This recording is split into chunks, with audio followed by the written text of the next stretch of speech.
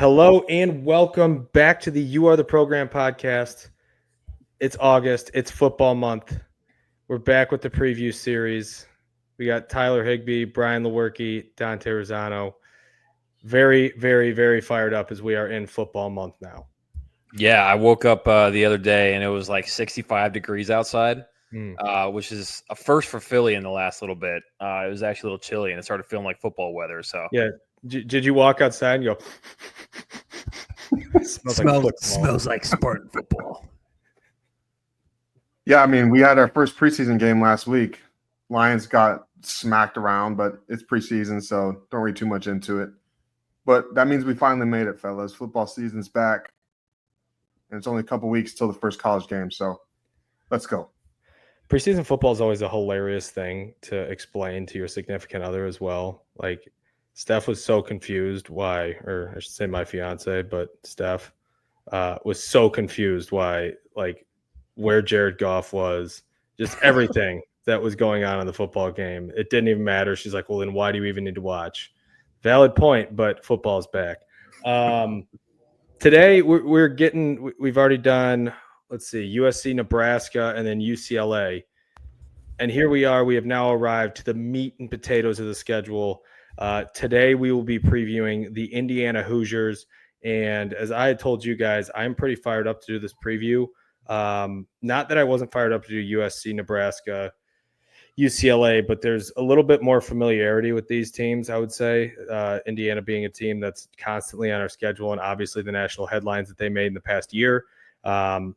Huge year last year from Indiana. There's a lot of thoughts that I have on them, but how about we go around the room here first on Indiana Hoosiers, kind of what we expect from them this year, and obviously some comments coming off of their unbelievable season last year as they go to the college football playoff and kind of shock everyone, but Coach Cignetti. So, Brian, Tyler, someone lead us off with some just general overview, not even to this year, but just your general thoughts on Indiana going into this year before we get too specific. I think, like, it's kind of crazy how after 1 year of Coach Cignetti being there that, like, Indiana on your schedule used to be just like, all right, it's just Indiana. Like, probably a game we're going to win. Now it's like we were going through our tough games in the year, and, like, Indiana is automatically up there as, like, one of the tough games. And it's crazy. I don't think there's ever been a turnaround from 1 year to the next where a team has kind of, like, the national perspective on them has shifted so much. So obviously I think they're going to be a good team.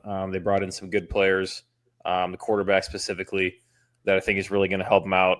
And Coach Cignetti is obviously a polarizing figure. Some people like him, some people hate him. But he knows how to win, and he's gotten it done wherever he's been, JMU, now here at Indiana. So I'm expecting them to have a good year again. Well, you're not wrong about him being polarizing, but I was going to say I'm kind of expecting them to take a step back. I mean, I don't know really how they could duplicate what they did last year. They kind of caught lightning in a bottle. Everything kind of went their way. Obviously, the season didn't finish the way they wanted it to, but to even make it as far as they did and to win the way they did all season, I don't think anybody saw that coming. I guarantee if you ask Cignetti, he'd tell you he saw it coming, but that's a bold-faced lie. Dante, what did he tweet? He said something, and you tweeted like you want to hate the guy, but then he says some things that are just hilarious. It was a couple weeks ago, and I got a good chuckle out of it. Yeah, I mean, this goes to my bigger point that I was going to hit on here before we start going into too many granular things on Indiana, but he was talking about scheduling essentially, and someone asked him the question why they essentially bought out of the Virginia series, Virginia, who's one of the worst Power 4 schools in the country, to play, I think, Kennesaw State, Indiana State, Rice. I don't know if it was Rice. Old Dominion, I think, was in there, and that's their non-conference schedule for the next 3 years. But the way he had said it, the way he delivered it was essentially, well, the SEC does it, so why shouldn't I? And while I want to dislike the guy, I kind of respect where he's coming from, because for years and years and years, the SEC has gotten away with this, and then everyone just looks at who's in the SEC that's built up on playing each other, and then they kind of always get the benefit of the doubt.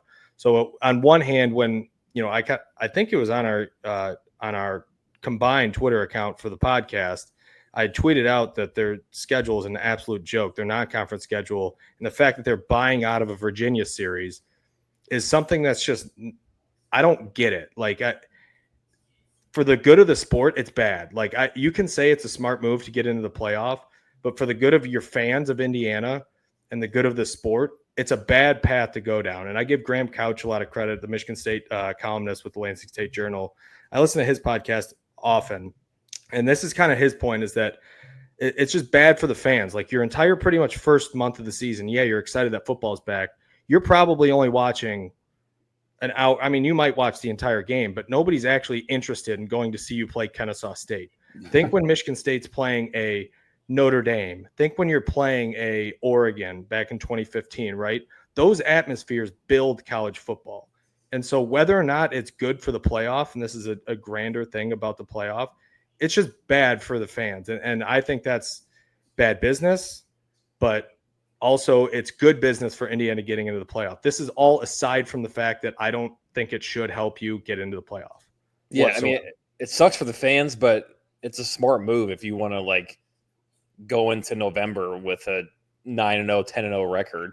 But my question and my point always to say that was, like, okay, Indiana last year, what was the biggest knock on them? They were 11-1, and they got in as a 10 seed in the Big Ten, right? Their biggest knock was who they played. They played the easiest Big Ten schedule they could have. Played nobody in the non-conference, and they went 11-1 and barely got in with the 12-team playoff. If they lost another game in there, lost to Ohio State by however much they lost to them, I mean, they're not getting into the playoff last year.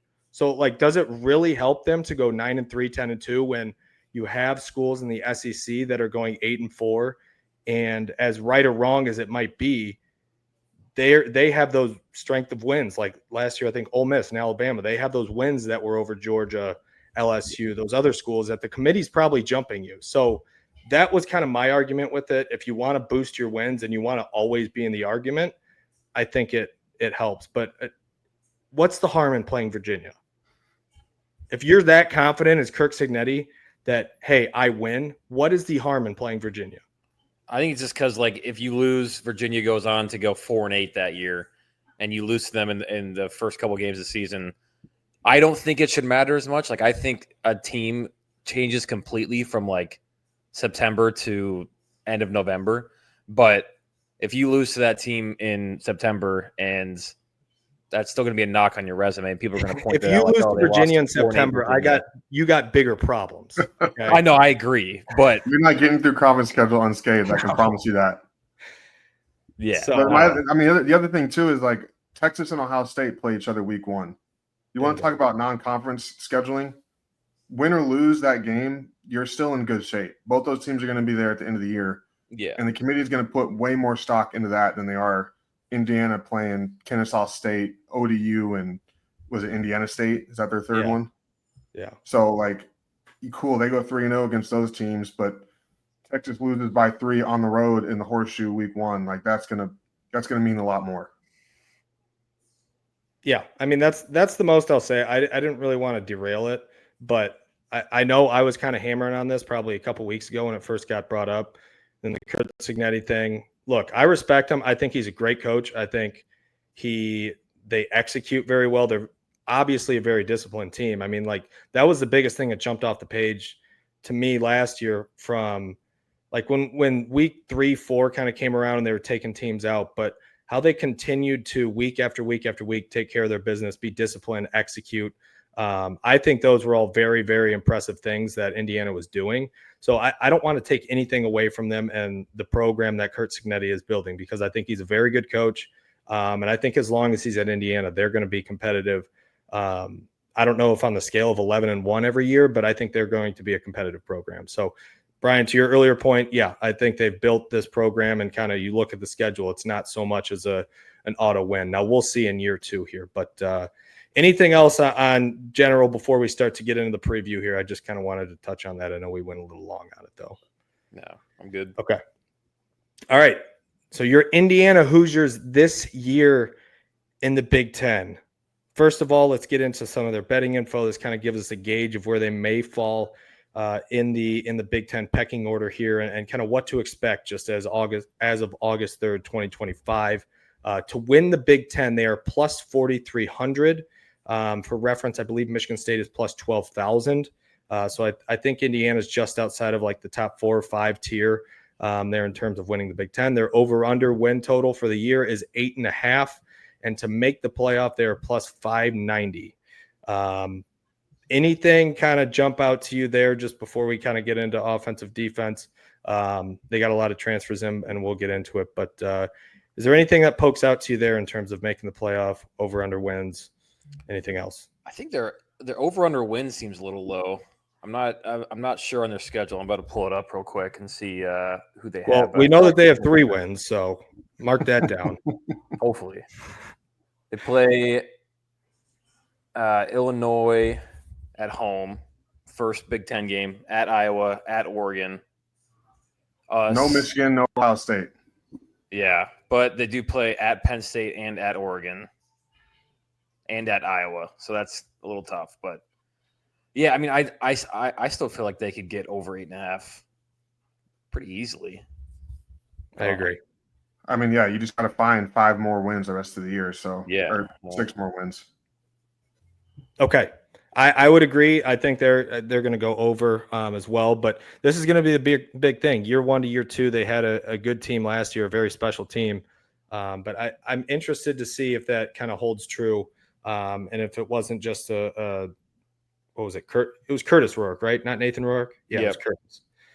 Rourke, he was really good, really efficient last year. I believe they were top 5 or 10 in the country in PFF, offensive and defensive efficiency, which was really impressive last year, which is kind of the thing that I said, and I would speak to, of how impressive they kind of were week in, week out. That's not just competition.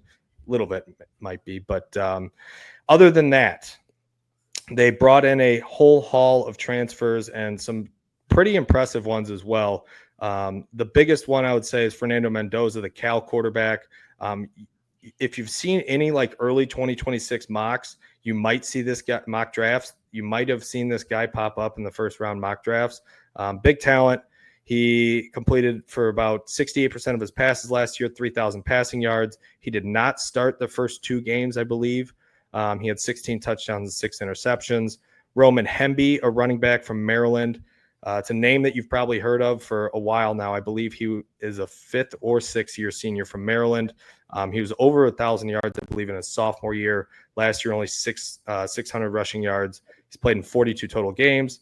Pat Coogan, offensive lineman from Notre Dame, started at center for Notre Dame for 30 games. So kind of an impressive resume there. Experienced guy they're bringing up front. And then Jonathan Brady, a receiver from Cal as well, with about 400 yards, 3 touchdowns. You know that we'll talk about the Indiana archetype, but for some reason they always have huge receivers that are ginormous. So those are kind of the transfers that they got in. Have any of you guys watched any Fernando Mendoza? I've not, but I've heard his name thrown around. Obviously, he has some pretty good stats, like you mentioned, Dante. So I think he's a good player. He'll probably be in the top half of quarterbacks in the Big Ten. I think the upper half come into the season. Yeah, I haven't seen him play, but it's interesting. Like, I think Rourke was the perfect fit for this system.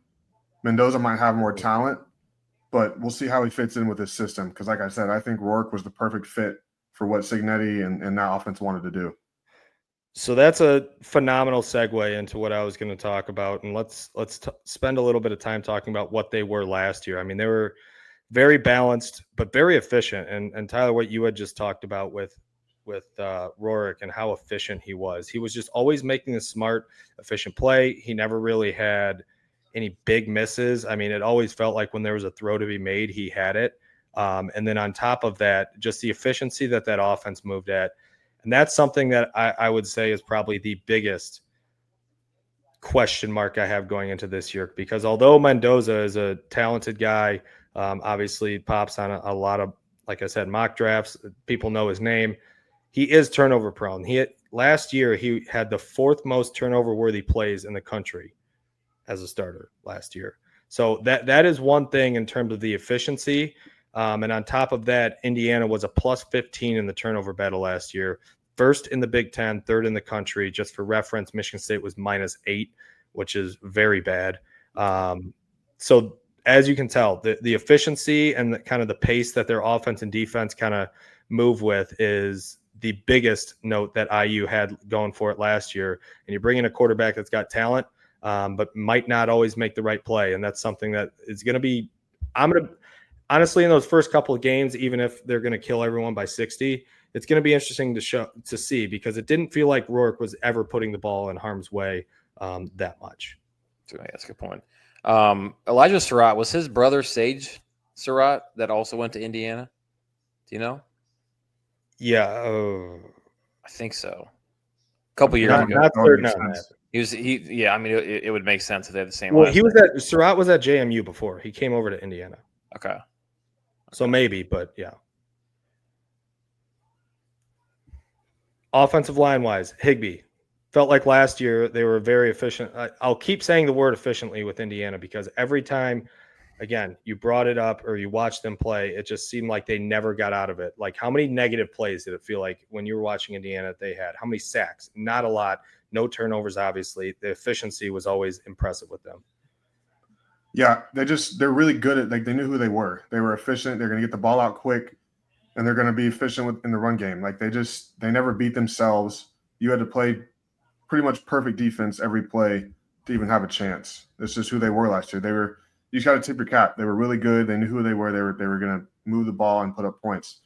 They got a good transfer in from Notre Dame. Was it Coogan? Played center. I mean, solid. He's a solid. Like, he's a good plug and play guy. He'll be the stalwart in the center of that offensive line. So you can just kind of expect them to pick up where they left off last year. Yeah, and it always felt like the run game was never overpowering, but it was one of those that, unlike Michigan State, there was never any like -2, -3 that were stacked up on top of each other. It always felt like a consistent 3, 4, 5, and they would bust a big one. They didn't have the drive killers Michigan State had. The ones where you get 4 on first down, but then you lose 5 on second down just because a busted play or whatever. So, like I said, they didn't beat themselves. Dante, one thing I'm curious about is with we mentioned in the UCLA pod, Tino Sunseri, who was the offensive coordinator going over to, or he was a quarterback guy, but going over to UCLA, and kind of how I'm sure he had a big say in the offense and kind of was a part of the creativity that Indiana had and the explosiveness. So being able to replace him, especially with a new quarterback and kind of 2 new guys coming in, it'll be interesting to see if they can still produce on that side of the ball. Am I looking at this correct? Mike Shanahan is the offensive coordinator for the Indiana Hoosiers. I'm seeing that too. I wonder if he's any relation to the Shanahans.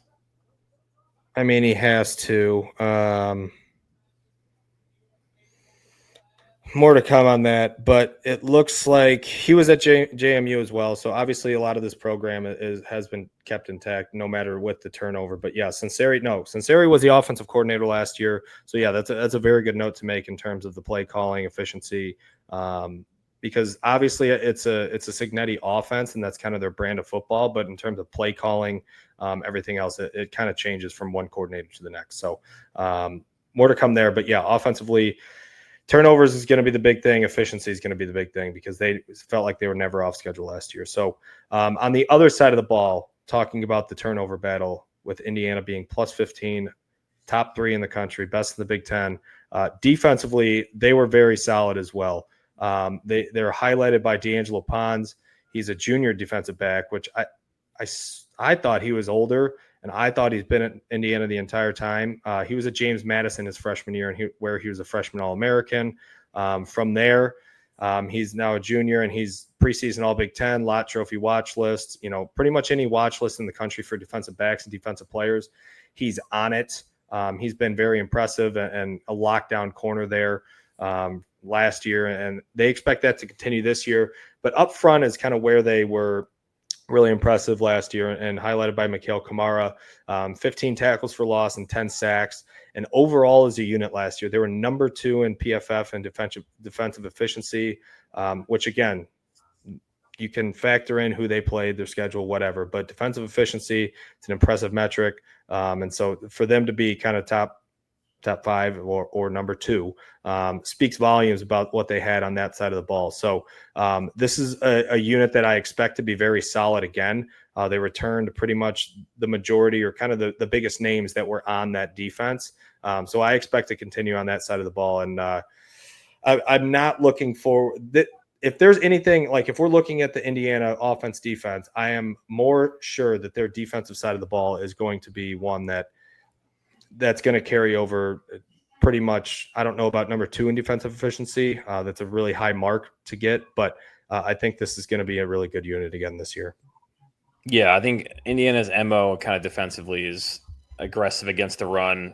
Don't give up a lot of big plays in the back. I'm looking at this graph right here on ESPN, and it has success rate on the x-axis, yards allowed per successful play on the y-axis, and so you want to be on like the bottom left side, and they are about as close as you can get. I think only Ohio State was better defensively. So obviously they didn't have a ton of big name opponents, at least early in the season. They played Ohio State last year. They played Notre Dame, but so that those stats can be skewed a little bit.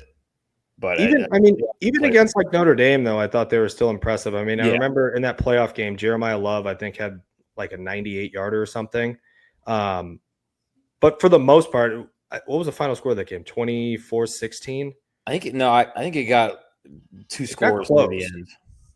It got close. It got close in garbage time, yeah. Yes. But it really wasn't close most of the game. But either way, their defense still held true. It's not like Notre Dame was a huge explosive offense, but for the most part, outside of a ginormous run that they ripped off, I thought they maintained that game pretty well. So, if that is what their defense is going to be, I expect them to at least be a formidable opponent on the defensive side of the ball, depending on their turnover battle this year, whatever happens on the offensive side. So that's where I'm at with their defense. Well, I don't know if y'all forgot, but I certainly did. I was just looking at it that we were up 10-0 in the first quarter last year, and then got outscored 47-0 the rest of the game while giving up 7 sacks. And that's to your point, Dante, about their defense and their defensive line. It also says a little bit about Michigan State's offensive line. I know we harped on it all last year, but giving up 7 sacks, it's hard to win a game. It's hard to be competitive in a game when a quarterback's feeling that kind of pressure. So I wouldn't, like you said, them being second in defensive efficiency, that's going to be tough to duplicate this year. But I would expect them to be top 10, even top 15 at the very worst, just with some new guys popping in there. But I think they're going to be very, very solid on the back end. Well, in that game, Aiden Childs also got hurt. So take it with a grain of salt. But regardless, that second half was about as bleak as it got in terms of drop back, see what happens. And it was bad. We were in a dark place watching that game. That was, second half. That was getting really whooped up on by the Indiana Hoosiers. That's what I was going to say. That's something that should never be said as a Michigan State fan. I know it's been 6 years since we played now, but that's just never. And that's not a sentence I never thought I'd say. Just getting beat like a drum by the Indiana Hoosiers. Well, and that's the thing that coming into the Jonathan Smith era, we talked about. We were excited for, but we were ready for that to be over, of the games where it's just completely uncompetitive. And I can get how an Ohio State game can get away from you. I can get how an Oregon game can get away from you, or even Penn State. I can get all those. But when, like, no matter how good of a year Indiana had, the talent deficit is never as lopsided as an Ohio State, Oregon, Penn State. Like, the talent deficit's never that bad. So if even if you lose to Indiana, it's always very humbling to see when it's that lopsided, and something that we, Tyler, to your point, as Michigan State, it should never happen unless Indiana's absolutely rolling and we're not great. Like last year, they were unbelievable. The talent deficit, there was a talent deficit, but it's not as extreme as some of the other teams on the schedule were. So it's not a 47-10 talent deficit. Yeah, correct. So that again, that's, I'm not saying that in terms of, making excuses or anything. I also want to say that to give a lot of credit to the Indiana football team and the program that Kirk Cignetti has, because that's what we talk about when we talk about efficiency and how impressive it is in year one to get that thing clicking on all cylinders. That's what it was. So, anyways, both sides of the ball, Indiana. I think this is going to be a good team. Now, while I think they were going to take a step back from an 11-1 record last year, I don't see it being a huge drastic step back where it's 6-6, 7-5. I don't see that. Like, I think they're going to have a floor now with Kurt Cignetti, unless, they have a ton of turnover or they're rebuild. It's something to where they have a mass exodus, or I think they're, with him at the helm, their floor is still pretty high, no matter where they go. At quarterback, no matter how many guys they lose. I just think they're always going to have that 6-7 win floor, and I think this team is higher than a 6-7 win floor this year. Would you be more surprised if Indiana made the playoffs or if they missed the playoffs? I think at this point, I would be more shocked if they made the playoffs. I agree, because it's one thing to do it in 1 year, to make it in back-to-back years with a new head coach that's been there 2 years. I would be way more surprised if they made it 2 years in a row. Yeah. I'd be surprised too, but you also look at their schedule. If they're able to steal one against Oregon or Penn State, that's a good point. Like they go 11-1. Are either of those games at home? No, that's what I'm saying. If they steal one of those, and then depending on how good Iowa is, I mean, 11-1 with one of those losses and one of those wins, like, you're going to keep them out? Yeah, no. If they win one of those games, there's no way they're out. You're saying if they lose both of those, but then they blow everybody else out. At that point, it depends. But yeah, they're definitely in the conversation, and that's a good place to be. So, yeah, I'd just be more surprised if they made it back-to-back years. But that would speak volumes about the coach that Cignetti is and the program that he's going to run. So let's transition this a little bit to the Michigan State game. Where I wanted to go with this discussion was sitting here on August 3rd. Like, if we were to bin these games, I think we did this last year. If we were to bin these games of like totally unwinnable, like if you think of an at Oregon, at Ohio State, you're not even in any realm of possibility thinking we're going to win that game. Unlikely, but still winnable, 50-50. Where would you put this, looking at this in August, about expectations or what you think this game might be? I would say, I don't know. I don't think it's in the same tier as playing against an Oregon or Penn State or Ohio State. I think it's more winnable than those, but I think I would be pleasantly surprised if we came out on top come September. As we sit here today, I'm kind of right in between unlikely and like a 50-50 shot. It's hard to say. I mean, it's hard to say that you feel anything more than 50-50 based off what happened last year. So I kind of lean unlikely. And like you said, Brian, I'd be pleasantly surprised if we pulled this one out. Honestly, and I hate saying it, but you mentioned it, Dante. I just don't want any more of these blowouts. Just give me a competitive game all 4 quarters, and then we'll see what happens. Give me a 2-minute drive to win it with Childs, and I can live and die by that. I'm in the same boat. I don't think it's 50-50, but I don't think it's one that you're looking at the schedule. Like, as I'm looking at the schedule here today, forecasting, all right, Michigan State going to be, what's their record going to be? It's a game that I'm not expecting to win, but I also don't think is out of the realm to win. It's not a hostile place to play. They have question marks on offense. We have question marks on both sides of the ball. But I would not say that this is a game that we can't win. I don't go into the game sitting here in August expecting it, chalking it up as a W. But I do think it is one of those games that we can get, depending how they come out and how they play. But we won't really know a ton about them. What's their hardest game before us? What's their biggest game? They open up Big Ten play against Illinois. That will be a very telling game because both of those teams. Yeah, they go Indiana, they play at Oregon Iowa, right before us.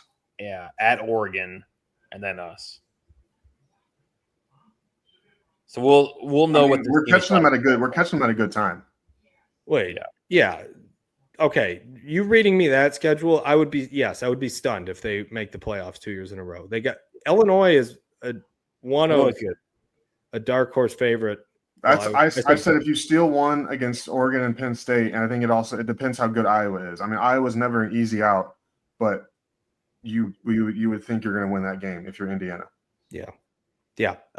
Anyways, back to the original question. Yeah, under 50-50, but if we're putting percentages on this thing, I think it's like a 80-20, 25-75% chance, to win this game. So that is our Indiana preview. Are we video on this as well? We are. Yeah, so a new platform. Yeah. We need to talk about it. I'll start this off at the top of the Michigan episode, or if we can somehow edit this to the top of this episode. We have switched platforms, and we will be activating our YouTube account, so you will be able to see us go through these episodes. We hope to continue to develop these podcasts into throwing out live streams while we're recording, maybe interact with you guys while we're recording, release the full podcast on Apple, Spotify per usual, and then expanding into the YouTube realm. We want to continue to expand this podcast. We want to continue to bring you guys content. And I think this platform will allow us to have a lot more